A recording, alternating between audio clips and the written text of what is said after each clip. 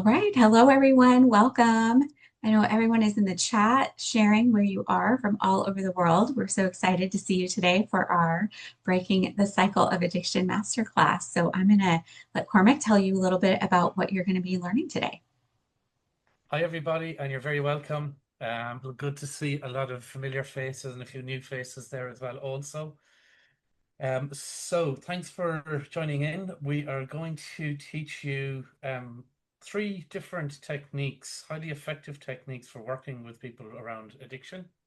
Um, we're also going to just give a few other little tips around even before your client comes to see you, because there's lots of people out there that are interested in seeing you, that are interested in working with you, but they might not ever get the opportunity unless you know how to speak to them in a certain way. When you're on the phone doing a discovery call, for example, you need to know how to speak to them in a certain way so that they become your client.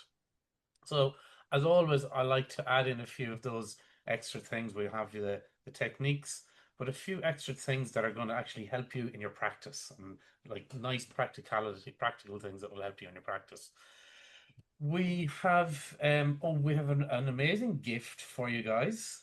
Um, or we will give that to you at the end of the session. It's kind of a little carrot to dangle in front of you to keep to the end, because lots of you have been asking us, and we've been inundated with inquiries about um, the the training that we're running online and in Chicago in October. So there's been lots of you asking about that. So we will speak to you about that before the end of this evening or this morning, wherever you are. We'll talk to you about that before the end. We expect to be about 75 minutes. And we are unashamedly dangling a carrot in front of you to wait to the end. We have a wonderful gift prepared. The fact that you guys are here on this webinar means that you have an interest in being here. So the gift that we have for you, I absolutely guarantee you'll have an interest in having that for yourselves. We will give that to you at the end. Now, I know lots of you already know me, lots of you already know Jodie. Let me just give a little introduction. I want to introduce Jodie. So, Jodie and we've only recently met, by the way, only maybe 4 months ago at the Heartland's Hypnotherapy Conference in St. Louis, Missouri. And Jodie has done a lot of work in criminal justice system around addiction in the US.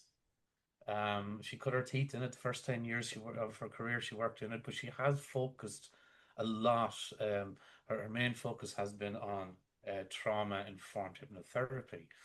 And the way Jodie and I came together was I was doing a lot of work on solution-focused hypnotherapy for addiction.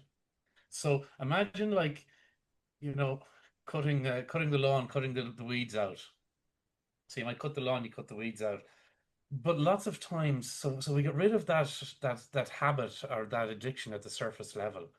But lots of times it's caused by some kind of trauma that's underneath. And so what Jodie and I decided was that we would be able to give people a fully comprehensive way of working with addiction, because we have to cut the weeds off at the top and take the roots out from beneath. And that's the trauma informed side of things. Jodie herself, Dr. Jodie Solberg, to give her proper title, has about 25 years experience in the industry. You wouldn't think it to look at her, but she's an international best-selling author. Um, she has, um, like I said, a lot of that work in the space of addiction. Um, Her passion is around guiding others to connect with their inner wisdom and find their unique identity and voice. Um, so you will hear a lot more from her as we go along through the next hour or so. Jodie, are you there listening? I am right here. Absolutely. Wonderful. So, is everything okay on the admin side? Will I just continue here? Yeah, absolutely. One of the things, I'll go ahead and introduce you really quick, and then I'm going to make sure that I am sending the passcode out to everybody just in case. We have a bunch of people coming in on the waiting room, so I'm going to let them in. And so, yeah, I'll take care of the admin and I'll let you roll. But I want to introduce you first so that everyone knows who you are as well. Like you said, I am somebody who, have been a hypnotherapist since 2001. I've worked with trauma and addiction. Cormac is very established himself. He's actually been in coaching and hypnotherapy for over 15 years now. So between the two of us, with things like mental and behavioral health and hypnosis and coaching, we have 40 years, I can't believe that, combined experience.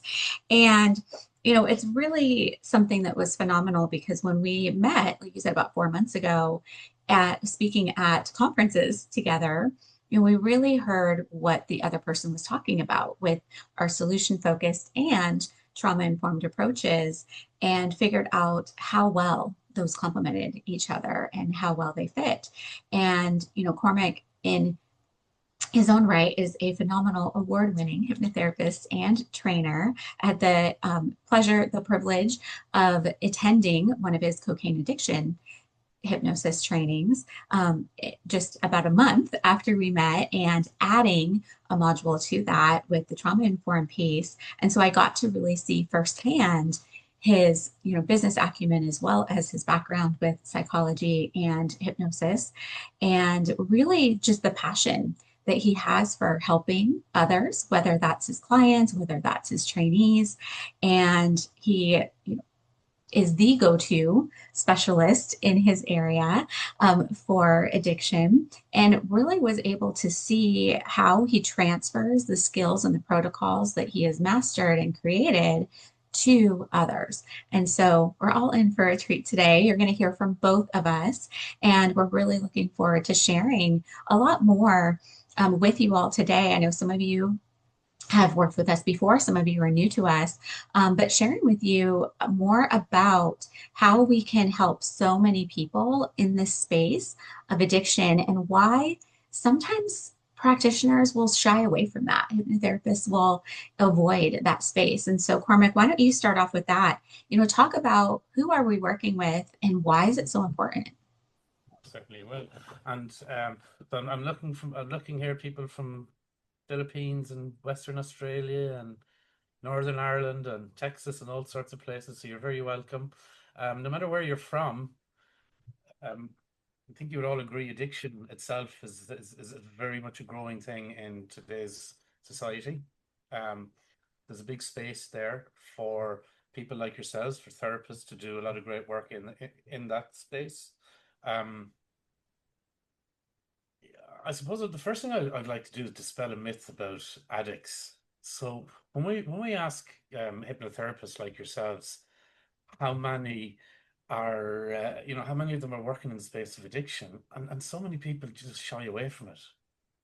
And one of the reasons is that they think of an addict, and they think of an addict as like a kind of stereotypical someone that's like maybe homeless or on the streets or lower socioeconomic demographic. And what I want to say to you is the addicts that you, as a private hypnotherapist running your own private practice, the addicts that you will see are not that person. The addicts that you will see are the moms, the dads, the business owners, the some of them are politicians, they're judges, they're solicitors, they're accountants, they're people that hold respectful positions in society. But they're caught with some addictions, and some of them it's gambling, some of them it's cocaine, some of them it's even just things like phones and pornography. And it can I always like to start these with dispelling that myth so that it makes you feel comfortable with the idea of working with addicts, because it might be different in state sponsored work, but as a private hypnotherapist, the people that you're seeing are people that you know have the means to continue their problems. They also have the means to pay you for the solution. Another reason that people have, in my experience, the therapists have, avoided working in addiction is because they don't have an actual framework to work with them. They don't have tools that they're confident in. So they can't confidently look someone in the eye and say to them, I can help you to overcome this addiction. Now ask yourself, if you did have the framework, if you did have that confidence in yourself to look somebody in the eye and say, yes, I can help you. I can help you overcome this addiction. That Well, someone says they can't hear me. Sound all right there? Um, Yes, I can hear you. you can hear me okay. Hmm. Um, so so what we want to do and what we've, the training we've created is to help you be that person. That means you are able to look someone in the eye and confidently tell them that you can help them because you know you can, because you've got the right frameworks, because you've got that confidence in there, you have them practiced, you have them understood. You also have a, I don't know, I'm working playing with my sound here. So you also um, have had experience of helping people. Um, so by using this framework, that you'll have that experience to have helped people successfully, have helped them to overcome addiction, and have helped them to clear away the underlying causes of the addiction. I'm going to move my mic over here into the picture because I still see some people um, saying that they can't hear me. Yeah, that's much better, Cormac. You're That's all much better. set now. Yeah, just Fantastic. leave it there. Okay. Um, Now, look then at the addict. Why do they want to come to you? I was speaking to someone only about an hour before this call that told me he wants to quit alcohol, and that his partner was saying to him, go to AA, go to counseling. And he was saying, no, I can't do that. Go to a rehab place. I can't do that. He's got a job. He's what you might call a functioning alcoholic. He has got a job. He runs his own business. And so he can't take a month out to go to a rehab center. He does not want to go down to a local AA place where you're anything but anonymous. If someone comes into your clinic, they're anonymous, the door is closed, but in an AA place, they're not. And they don't particularly want to go to psychotherapy and counseling and talk and talk and talk about the problem without getting it fixed. And I believe that we don't really need to have a great understanding of our problem or why it came from. Like your client doesn't need to have it in order to let it go. And our job really should be solution focused, not problem focused. So we don't need to talk about why they have the problem. We just need to say, okay, where are they right now? Where do they want to be? And what's the quickest way of getting there? So there's a growing market. There's a gap there to be filled. And both Jodie and I want to help people like you to get in and fill that gap and become that go-to person in your area for um for addiction. So that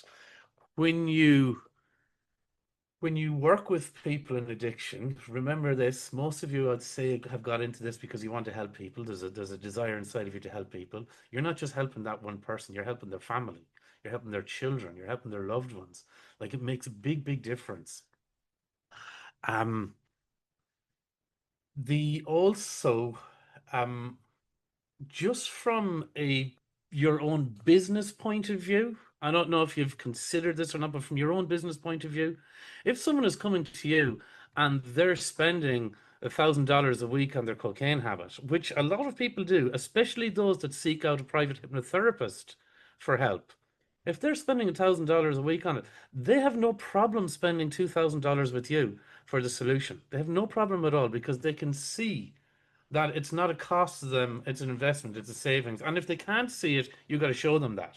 Because if someone says to you, I'm not sure I can afford that, really, the reframe is, I'm not sure you can't afford not to. The not doing it is what they can't afford. So, um, I want to share with you a story that will give you a good idea of what I mean by bringing in the solution focused and trauma informed work. So I had a client come to me a few months back to help with quit smoking. So I did a session with her. I did quit smoking in one session, did the session with her, and she successfully quit smoking. And a number of months later, she called me and she said to me, you know what? I seem to be eating a lot of junk food, a lot of chocolate, a lot of candy, a lot of sugar. And because the hypnotherapy works so well for helping me with smoking, can I come back into you again? So I said, absolutely, come back in. And she came back in and we sat down and we had a chat. And so now I was looking for, with the smoking, we kind of cut the head off the weeds and it showed up somewhere else. So now I was looking for what's what's caused it to show up somewhere else. What's caused this addiction to surface somewhere else? Um, so we don't look necessarily at the behavior. We if we look beneath it, there's got to be something else that drives that behavior, that drives the unwanted behavior. And so I spoke to the lady, and through her session, we went back to when she was 6 years of age. And she recalled at 6 years of age falling out of a tree. And she fell out of the tree, she hurt herself. Now, I've got a 6 year old daughter myself, and if she falls out of a tree or hurts herself, I'll hear it because she'd cry and she'd call out for me or call out for her mum. This little girl, she had an older brother who was severely autistic with high violent tendencies. And that took up all of the attention of her mum and dad. And she learned that very quickly at the age of 6. So she fell out of that tree. And instead of crying out for mum, that mum may not even show up, instead of doing that, she went to the biscuit tin. You might call it the cookie jar in the US. So she went to the biscuit tin. That's where she sought her comfort. What she really wanted was unconditional love from mum. What she really wanted was to be comforted in that moment. So this was the start of a trauma for her. The falling out of the tree wasn't the trauma. The how she had to deal with it was what was traumatic. And her subconscious mind learned, oh, I can go for biscuits, I can go for sugary foods to help me cope, to help me manage. So then fast forward like 40 odd years later when she quit smoking, there was something she was missing. So the subconscious mind looked for uh, the sugar. Now, when I explained to her that that wasn't actually the problem, that was a solution, and this is a key core of the approach to addiction work that myself and Jodie espouse to, is that the addiction itself, think of the addiction as the solution that the subconscious mind shows. When you begin to think of it like that, when you begin to ask the question, as Dr. Gabor Maté would say a lot, and don't ask why the addiction, ask why the pain. So what's underlying it? So we get to clean out with the trauma-informed work, we get to clean out what's underlying that addiction so that it doesn't surface back up somewhere else. Sometimes with addiction, it can be like whack-a-mole. You get rid of one addiction at some point over the coming months or years, it pops up again somewhere else if there's a triggering moment in the person's life. What we're doing, adding in this trauma-informed work, is to get rid of that underlying sense, that underlying kind of the roots of the weeds. When we can get rid of that, now you're really helping your client, because not only are you helping your client to get rid of the addiction, but you're helping to change their lives in ways that they were not even expecting when they came to you. All they saw was the surface level addiction. They weren't seeing the underlying trauma. When you're able to do that, when you're able to work with someone and help clear out that underlying trauma, you're giving them something far greater than they ever expected when they were coming to you. And you're not giving it just to them, you're giving it to them, their family, their loved ones.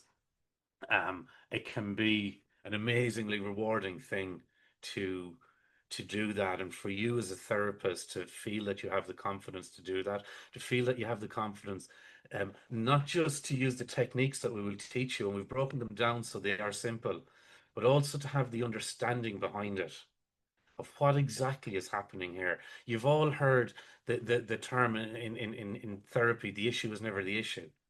There's always something at a deeper level. And us working in hypnotherapy, we're crucially interested in what's happening at the subconscious level of the mind, right? what is happening at that level of the mind, because that's the level we're working at. So at that level of the mind, the subconscious mind thought that the addiction was a great solution, and at the subconscious level, the addiction was a great solution because it changed how the person feels, and that's what they're looking to have happen. Change how I feel.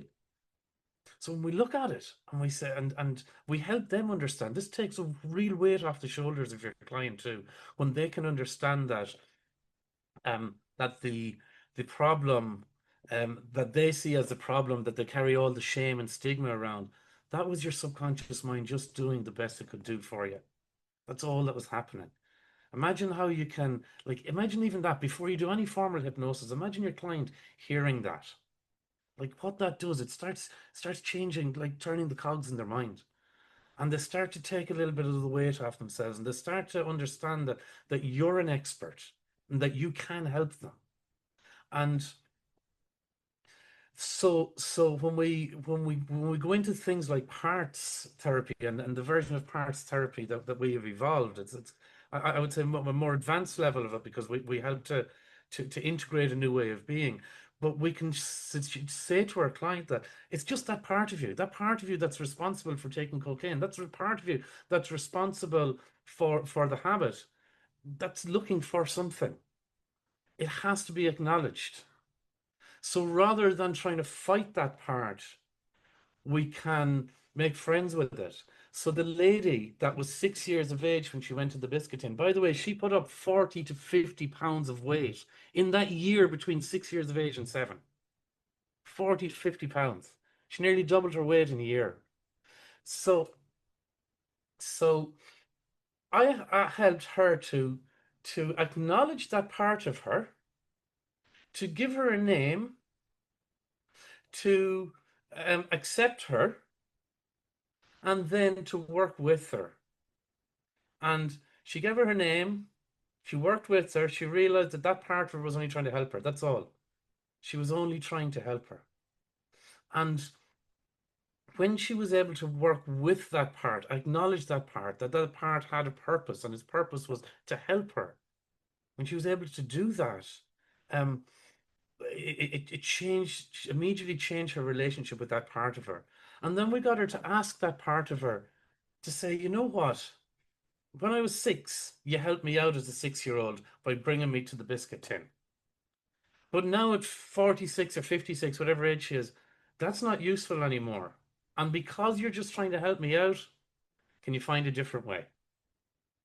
Can you find a more appropriate way? And we help her to find a more appropriate way because, the premise of working with anyone in coaching or hypnotherapy is that they're resourceful and whole. They have the answers. We send them into that subconscious mind to find the answers, and we get the subconscious mind to integrate and lock in this new way of being. So, I mean, I can just keep talking there. Jodie, where are we? I was thinking we'll just go into the three techniques. Unless you want to add something there. Yeah, absolutely. Thanks, Cormac. One of the things that I want to just briefly mention is that there is that intimidation a lot of times of the word addiction. And I think it's really important to remember that when Cormac's talking to you about who are we seeing, how are we helping them, how we're helping these really generations, not just the individual person, but everyone around them, it's habits, right? It's any kind of habit. He just gave you an example of a story where someone was smoking and then sugar, for example. And when we're talking about unwanted thoughts, feelings, or behaviors, that's what we're talking about here. So when we're saying the word addiction, sometimes that has an association or a connotation to it, that it's something that's intimidating or too heavy to work with, and that maybe you would need a specialized license or degree. I mean, you heard earlier that I have, graduate level training in psychology, but that is not anything that you need in order to work with these people. As hypnotists, as hypnotherapists, in our own scope of practice, we can help people with habit change. We can help them to change those unwanted thoughts, feelings, and behaviors. Absolutely. And that's something that we teach about a lot when it comes to words like addiction or trauma, that we're teaching you these techniques like we are today and like we do in our trainings as well, to work with people at the level where you can really create real and lasting change so much faster. That's why I chose hypnotherapy. Honestly, way back when I was in grad school for clinical psychology, one of the reasons why I decided to get certified in hypnotherapy is why wouldn't I want to help people faster and get better results? And so everything that we're teaching you, everything that we're going to go through today and that we teach in general, is really key to remember that, to take that limit off of your brain.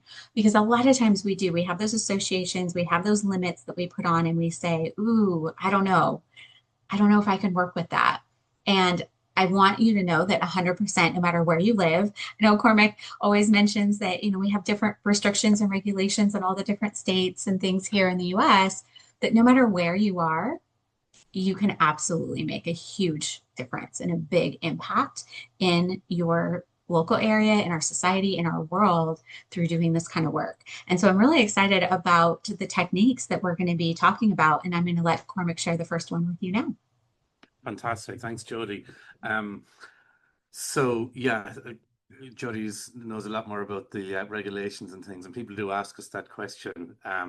Right here and right now, what I want to do is teach you skills. So whatever regulations and all things you want to figure out and all of that, as Jodie says, there's ways around it all, but I'm going to teach you skills. So let's just consider someone going into the addictive, we call it the addictive trance state. So they're a gambler and they have this urge. There's a horse race coming up or a football game or something. They have this urge to take their phone out and place a bet on it. Or they're a drug addict and they have this urge to call their dealer, buy the drugs and use the drugs. What if we could take that process that they're so used to, that controls them time and time and time again? What if we could take the kernel of that, and send it in a different direction? So it's always been, so the pattern is trigger, response, trigger, response, trigger, response. The trigger is the thought to buy the drug or place the bet. The response is the action of doing it. So what if we could interrupt that? If we could help our clients interrupt that pattern.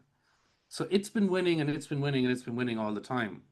But what we can do is we can help to hijack that. We can help to send it in a different direction, a different place. So I would do this in trance. I would bring them to that situation. Recall a time, recently where you were in that situation. You told yourself you weren't going to use the drug. You kept saying you won't, but then it takes over. And it might be that they go and meet friends and they have a few drinks and then they want to, like in this case, purchase the cocaine. So they tell themselves, no, I won't do it, I won't do it, I won't do it, but inevitably it's happening. And their conscious kind of mind, the ego mind, that's saying, no, I got it, I'm not going to do that tonight, but already the decision is made. So if we bring them to that point, so imagine like, you've done your induction and all of that, and you've primed people for change, and you bring them to that point where they've been so many times. And just before they do that, the unwanted behavior, you guys might want to take some notes on this part. Just before they go to that unwanted behavior, we pause. We pause time, and we just get them to imagine it. That's all we're doing. Imagine pausing time. So it's just a few steps. Pause time. Float out of your body.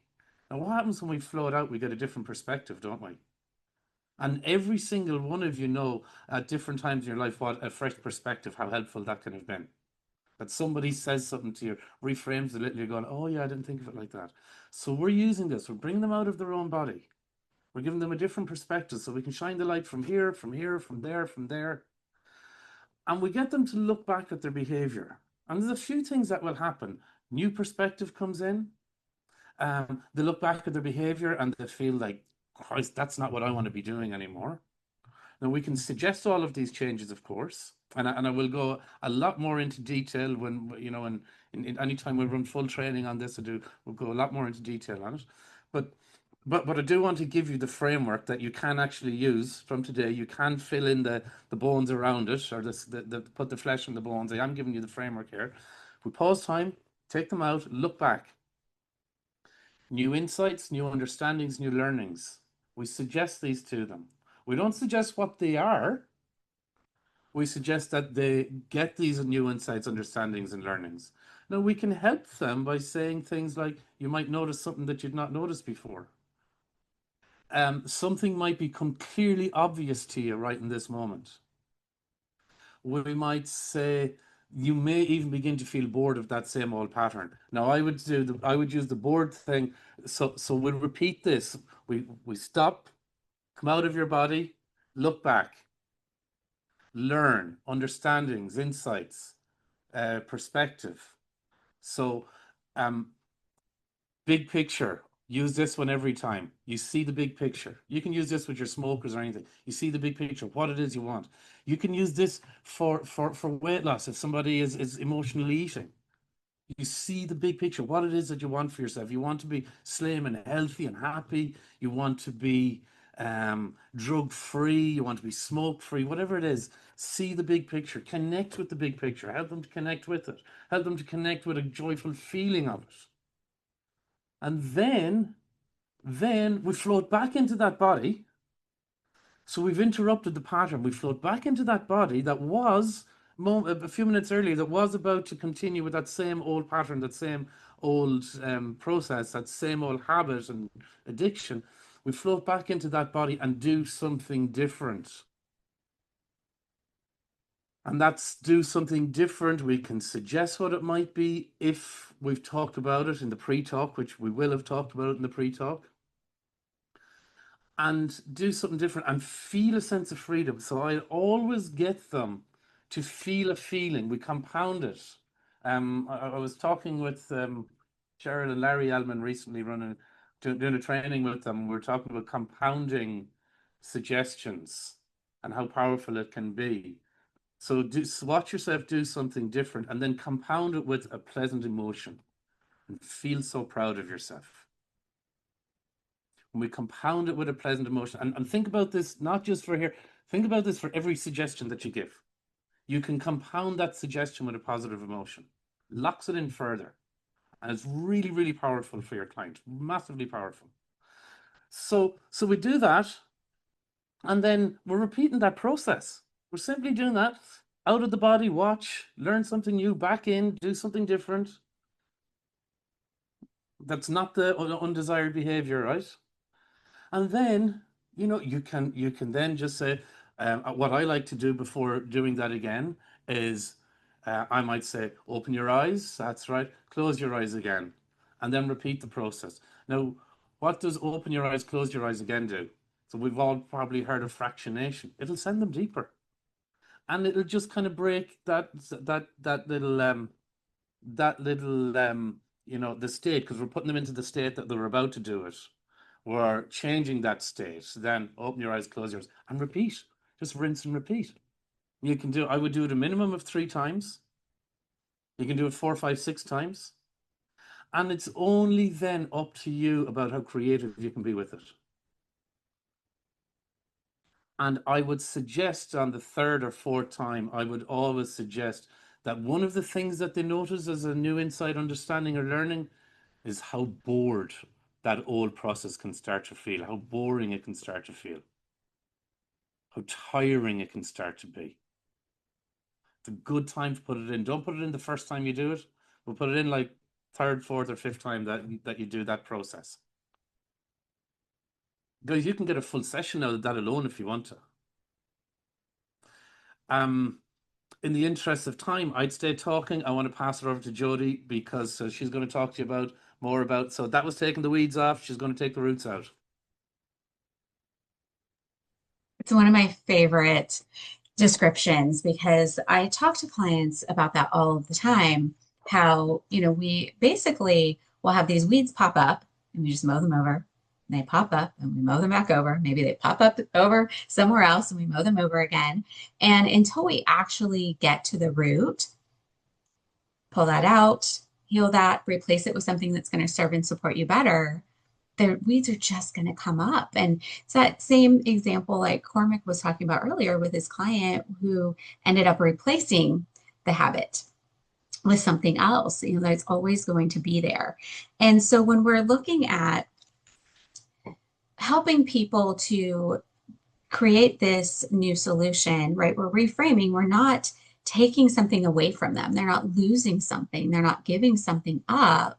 We're actually helping them to choose that new quality of life and that new way of being. And so they're choosing a more positive solution because that original intention wasn't bad. It was actually their subconscious trying to, comfort them, protect them, take care of them, but it was just the strategy. And so, like Cormac said, that old tired habit, that's now boring, we can find a new alternative that's going to serve and support them so much better. And one of the things that I talk to my clients about, because when we're dealing with, addiction, we're dealing with habits, we're dealing with these choices, we want to really slow down the emotional part so that then that thinking part can catch up and can choose that new path, can choose that new decision. And often when our clients are coming to us, they're pretty dysregulated emotionally. So, they may feel like they don't even think about it before they do it. Emotionally, they get triggered or activated and they are just acting without thinking first. And so I go through this metaphor with them about a thermostat and a thermometer. And we talk about how when you are in your house and it's, up here in this hemisphere, it's summer right now, and it gets really hot and you set the thermostat and you set it to a comfortable temperature. You have this window, here in Fahrenheit, in my house, it's between 68 and 72 degrees. And so we have the thermostat set that way. If it gets too hot, if it gets over 72, guess what? The air comes on and it cools it down. If it gets cold, let's say it's at night and it gets cold and it goes below 68, well, that's below the comfort zone. And so then the heat comes on and it brings us back into that window. And in psychology, they call it the window of tolerance. In my practice, my clients, one of them coined it years ago, the window of okayness. So that's what we call that comfortable zone where you set your thermostat, and that's where I've got this, I can handle this, everything's figure outable. Right? You're very nice and regulated. Everybody's feeling good. They feel like they can handle whatever comes their way. And going hot, it's going to be more like a, anxious, angry, irritated, frustrated type of feeling. Whereas going cold would be more along the lines of, let's say, feeling sad, withdrawn, despondent, isolating, things like that. And so what we want to do is we want to be like the thermostat. We don't want to be the thermometer, because what does a thermometer do? A thermometer reacts to everything around it without thinking, right? There's not that process there where, if it's hot outside, the thermometer goes up. If it's cold, the thermometer goes down. And so I teach my clients and this is something you can use for yourself. It's something you can use to teach your clients as well, how to bring themselves up when they need to come up a little bit or down when they need to come down a little bit and become more regulated. It helps them to have tools. So I teach tools where they can hit the pause button. And what happens is your emotional center in your brain, your amygdala, think of it back here, is this little part of your brain that moves really, really, really fast. It moves about 4 times faster when your nervous system starts scanning and noticing a threat, or, all of a sudden, here's a trigger. And it moves really, really fast. And the front part of your brain, that thinking part, takes a little bit longer to catch up. And so what we can do is when we teach them this theory here of, here's the thermostat, how can you, when that trigger happens, how can you get yourself into that window of okayness again, where you can think through what is that I can do? And part of it is exactly what Cormac was just sharing with you about, what are you going to choose? Having those things that are go-to solutions The things that are the new, more helpful solution is going to give them an option to remember, oh, yeah, instead of going back to this old path with this old habit, this is why I want to choose this path, and this is what I can do instead. And so that's a really great tool, a really great technique to help your clients be able to slow down the process and be able to be more intentional about what they are doing. And that basically takes that thought and then feeling. So our emotions, our feelings, our reactions to our thoughts and to what's going on around us, but there are physiological responses that happen with it. And then the behavior happens after that. It's going to help them to be more aware and being more aware of that and understanding what that root is, what is causing that reaction to happen. Once they are aware of that and they understand that process and they understand how to shift and how to change that, it changes everything.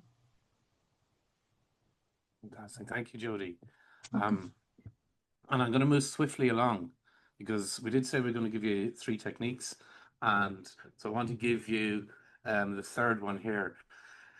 This is one of the probably one of the first techniques I learned in hypnosis. And you know, sometimes when we learn something years ago, and like we can either become stale on it or we can begin to normalize it and normalize its effectiveness. And that can be a mistake sometimes because we think it's simple, but it can be very, very powerful. And the idea is, so it's a motivator for change. Sometimes if you need to create a motivation in someone for change, if they're not fully there, this will help. I, I firmly believe it's not our job as a therapist to convince someone to change. I think they need to be convinced before they come to us. And then we're helping them to do that. But it's not always the case. Sometimes they're close to being convinced, so therefore we can help them. So it's the idea of 2 roads, and you're at a fork in the road of your life. Now, the success of this, a lot of it is largely based on your intake process and how you get information of them, the things that you write down, the things that you recall, because we want to use their language. We want them we want to have probed into why change is important for them. Now, I talked, I think, in the last masterclass we did about what's the real choice people are making, and this is a crucial thing for helping someone make change in hypnotherapy, especially addiction, because the person that walks into you to quit smoking, I had a gentleman into me earlier today. I helped him to quit smoking, and he said, I love smoking. I don't really want to quit smoking. So we needed to kind of reframe the real choice he was in for. It wasn't that he desperately wanted to quit smoking. And don't make that mistake that smokers hate smoking. Some of them do, lots of them don't. If smoking wasn't bad for them, they'd probably stay smoking. And we need to be able to help them understand that we understand that. So we reframe it. Well, what's the real decision you're here? So the real choice he was here today, he had 2 young children. The real decision he was making was he's choosing his future. He's choosing his life, his quality of life and his future. That's the choice he was making. So now you're no longer like the subconscious level. They're no longer losing something or quitting something. They're going after something. They're gaining something. So I like to use the 2 roads analogy to bring them to lock in the real choice that they're making. So we'll start with the road on the left, and that will be the road. The road on the left is always the undesired direction because it gets left behind. And then the one that's left is, of course, the right road. So be sure that the undesired one is the road on the left, the desired one is the road on the right. And we'll go out that road on the left first. And using their reasons for wanting to quit, we'll bring them out to a year's time. See yourself there, you're still using cocaine, you spent thousands and thousands of euros. Maybe your partner has left you because of it by now. He or she is sick of it.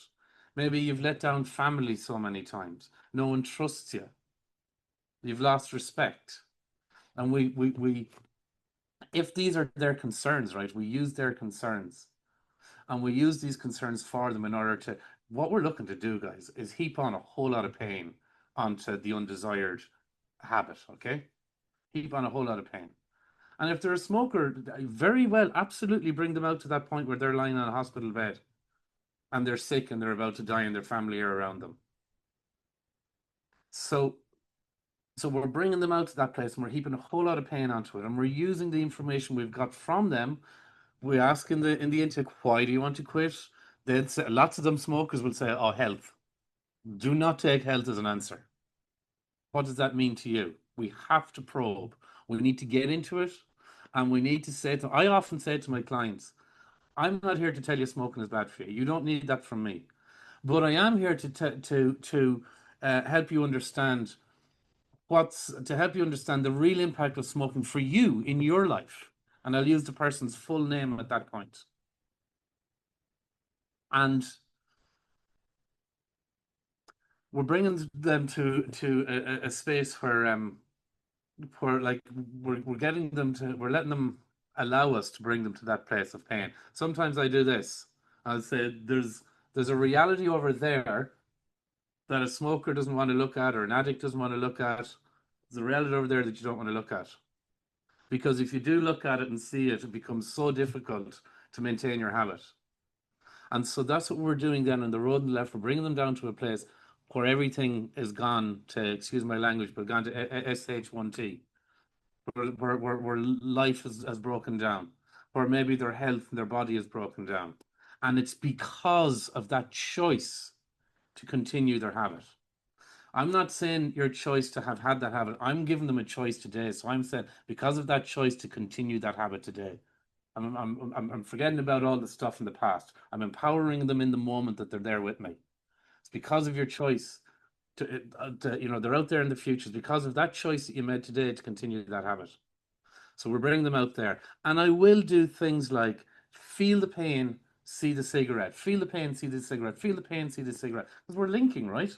The subconscious mind is an association making machine. So let's use it.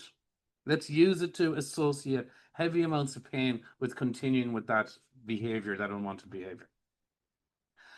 Um, you may then want to help because that can bring up emotions, and you can have people in tears and all of that. And I'm okay with that because we need emotion to create emotion creates motion, which creates change. I'm okay with that, but we do need to then help them compartmentalize that. If there's a lot of emotion with it, that all of that feeling, that scene, we suggest that it fades away into the most appropriate part of your unconscious mind. So it doesn't ever have to bother you again unless you go back to that behavior. I'll bring them back to the beginning of the fork in the road. I will give them a few moments to breathe in relief before going out onto the road on the right because we want to relieve those negative emotions before going to the road on the right. So give them a few moments, tell them to breathe in relief, tell them none of that has happened. It doesn't have to happen, especially to you, because you've chosen a different road. And then, like the road on the right, if it's a smoker, it can start as soon as they walk out of your door. And we're bringing them out to this road on the right, and we're bringing them to some of the same points in time that they were on the left, and they're looking across and to see the difference.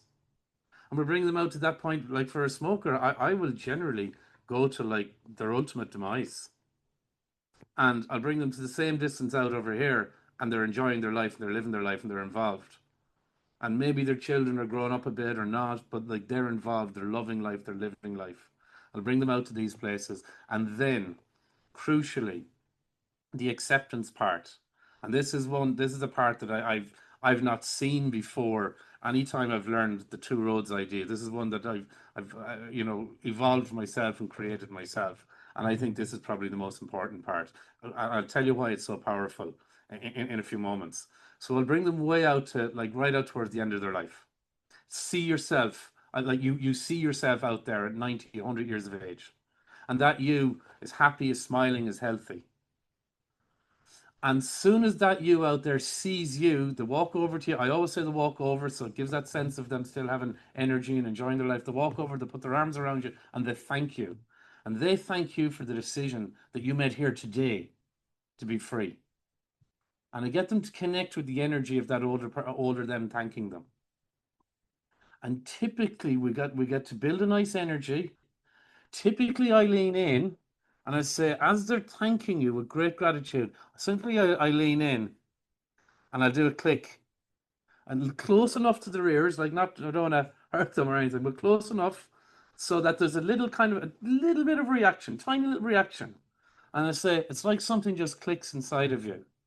And you write this part down. After I say something clicks inside of you, maybe that's acceptance. I'm not telling them it is, but in a way I am telling them it is because I'm saying maybe, and I'm doing a downward inflection, embedded command. Maybe that's acceptance. Acceptance of your choice to be free. So now we're accepting we're moving from identity or from behavior to identity. Acceptance of your choice to be free, acceptance of your choice to be that man, to be that woman, to be that person. So now we're attaching it to identity. You see how strong this is? Acceptance of their identity as this having let go of that old behavior. And if you want to lock in that acceptance, we have a few little embedded commands. You might like to write these down as well. I don't know where in your body you can feel that acceptance now. Hey, I don't even know how you might recognize acceptance in your body right now. Hear the embedded commands? And if you don't know how powerful embedded commands are or how to use them or anything like that, I'm not going to get into it here today, but I do get into it in further training and can tell you all about it. So what you're essentially doing is you're creating acceptance inside of them, not just of having let go of the habit, but of the person that they're choosing to be. So much more powerful.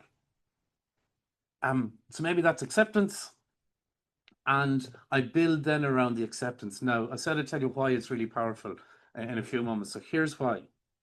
I can give them the suggestion either in trance or in waking state that the next time that if you're ever in a situation where maybe you've had a few drinks, you're in a bar in a smoking area, and your friends are offering you a cigarette, or you've had a bad day, tough day, and the brain starts going to using again.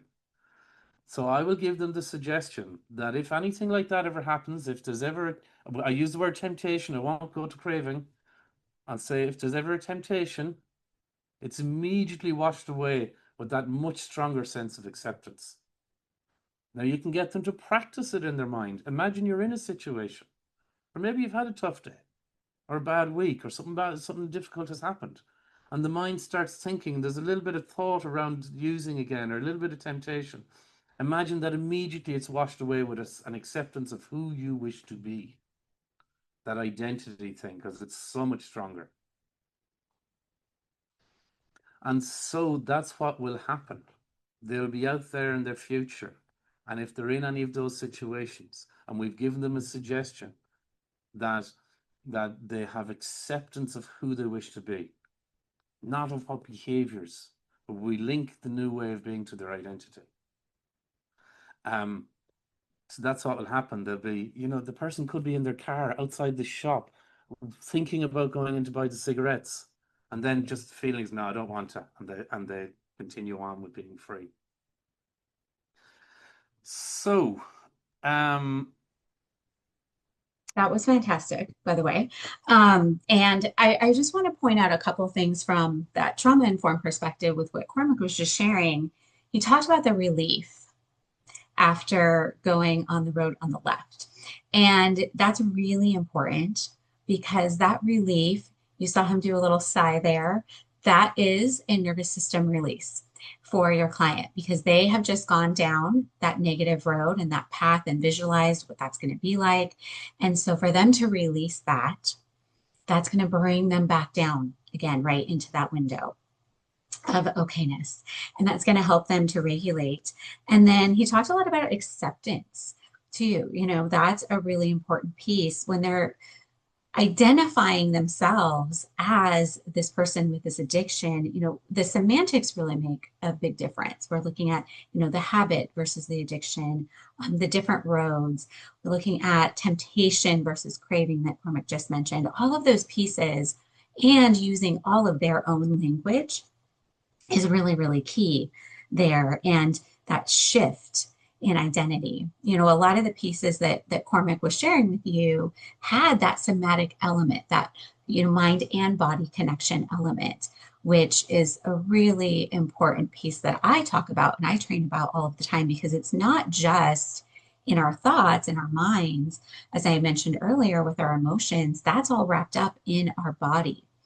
And so being able to release that, being able to shift that identity and lift that weight off is a really big piece of helping them to stop identifying as who they were before and then choosing that road on the right and who they're becoming and who they want to be. Thanks a million, Jodie. So by now you might be wondering, hopefully you're thinking by now that you've got some good techniques, and they're solid frameworks.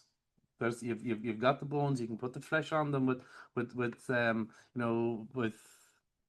um, using your kind of ingenuity and all of that, or a bit of thought. They're solid frameworks.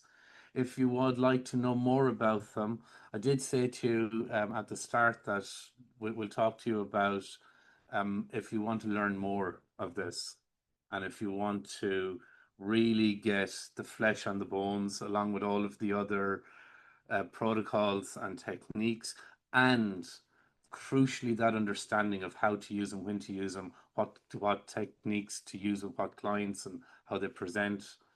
So we do have a training program created that is fully designed to equip you to being that confident hypnotherapist that can look a person in the eye and tell them that you can help them, and can look at their mom or their husband or wife or children and confidently feel that you can help that child's dad or that child's mom. These are these are things that when you're in that space, when you're in that mindset that you can do that, your whole confidence grows. And a lot of hypnosis, it is like it's about confidence, because when you have confidence, the answers are in your brain, they'll come out.